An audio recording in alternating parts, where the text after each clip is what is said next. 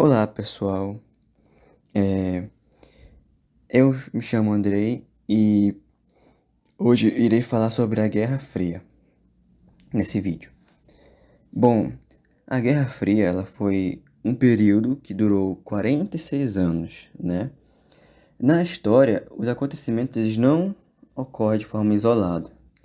Então, para entender como começou a Guerra Fria, precisamos lembrar como terminou a Segunda Guerra Mundial, lá em 1945. Né? Os Estados Unidos e a União Soviética eram aliados na batalha. Com a derrota do Eixo, né, essas duas grandes potências saíram fortalecidas da guerra e agora eram rivais que disputavam o poder a partir de ideologias completamente diferentes. De um lado estava os Estados Unidos, que defendia a expansão do capitalismo, e do outro, a União Soviética, que pregava o socialismo. Mas isso não era um problema somente dessas duas, né, potências. O restante dos países se viu obrigado a escolher um dos lados para se aliar e ter proteção. O resultado disso foi a criação de um mundo bipolar, fazendo o mundo viver de uma duplicidade ideológica. Outro acontecimento considerado também um pontapé inicial da Guerra Fria foi em 1949, quando a União Soviética cria suas próprias bombas nucleares. Isso foi visto como um desafio à liderança dos Estados Unidos. E então estou querendo dizer que foi assim do nada que começaram a brigar, né, essas duas potências? Não. Ainda em 45, ali no finalzinho da Segunda Guerra Mundial, os norte-americanos eles lançaram duas bombas nucleares no Japão, em Hiroshima e Nagasaki, mostrando ali, né, todo seu poderio bélico e militar. A segunda bomba, inclusive, foi considerada uma clara demonstração de força dos Estados Unidos para a União Soviética. Como se eles dissessem assim: viram, soviéticos? A bomba de Hiroshima não foi sorte. Nós já dominamos essa tecnologia. E lá, e lá vem mais guerras, destruição, mundo de cabeça para baixo outra vez, né? Bom, isso era o que a gente pensava. Só que não aconteceu assim, né?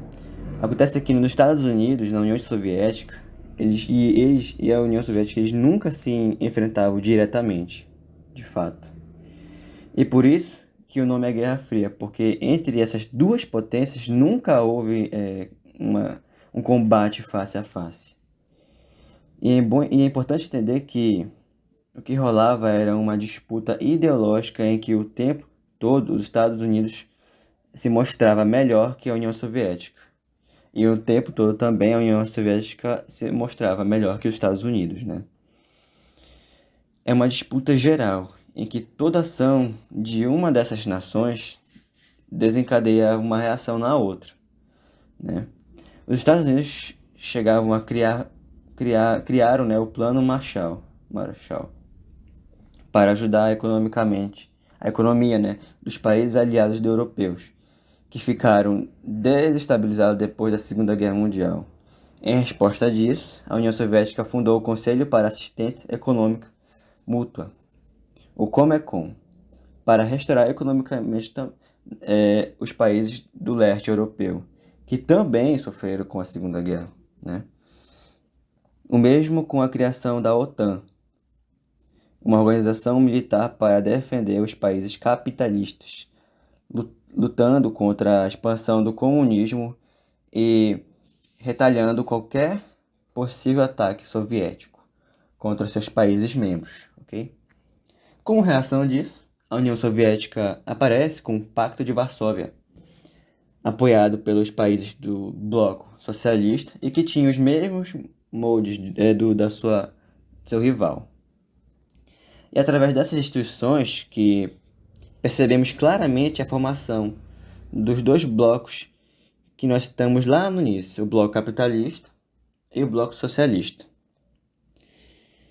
E nas práticas de espionagem, também não foi diferente, é claro.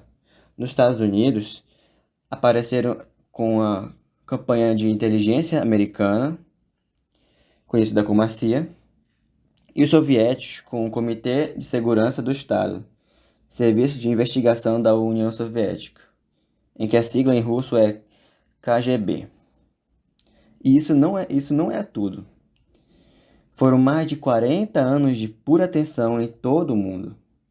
Estava preocupado, né, com uma possibilidade de mais uma grande guerra, o que, infelizmente, não deixou de acontecer também.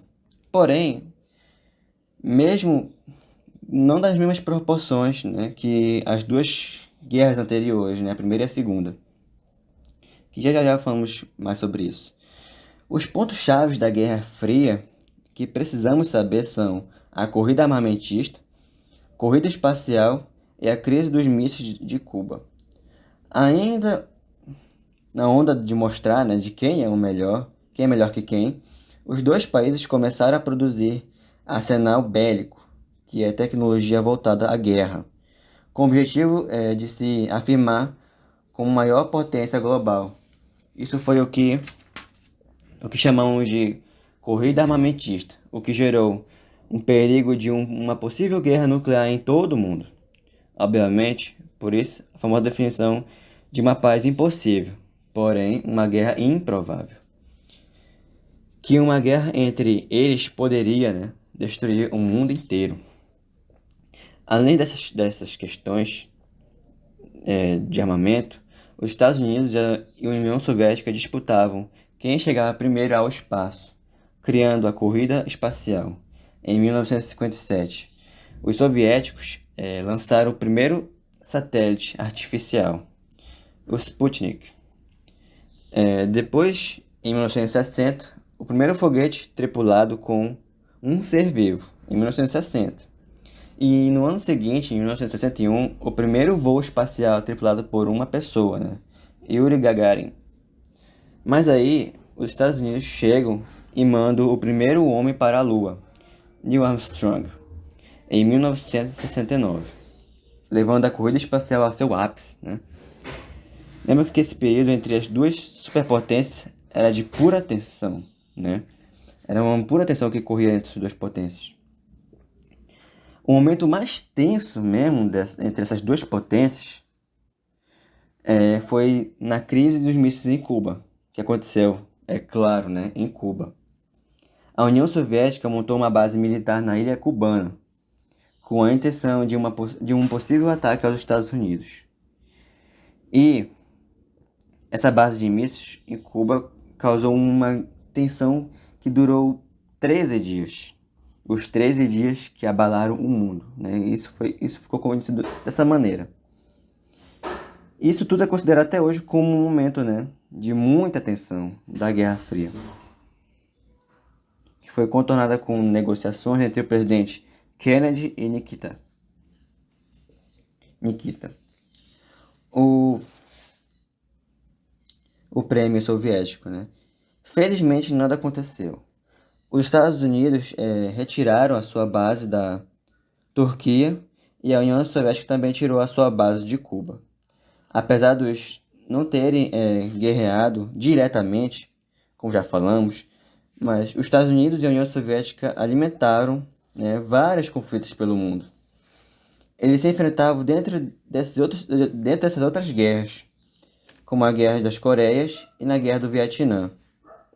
As duas superpotências elas sempre estavam presentes, né, nesses outros conflitos, para mostrar a força, né, de cada um, o seu potencial na guerra, né? O fim disso tudo, simbolicamente, é com a queda do Muro de Berlim, em 1989, que dividiu a Alemanha Ocidental, capitalista, da Alemanha Oriental, socialista. E, enfim, o país germânico foi reunificado e oficialmente a Guerra Fria acabou em 1991, com a desintegração, né, da União Soviética, que já enfrentava a crise econômica e social há muito tempo, né? E depois desses acontecimentos, né, veio a famosa nova ordem mundial, né, que é um assunto para um próximo tema. É isso. Obrigado pela paciência de assistir. Até mais.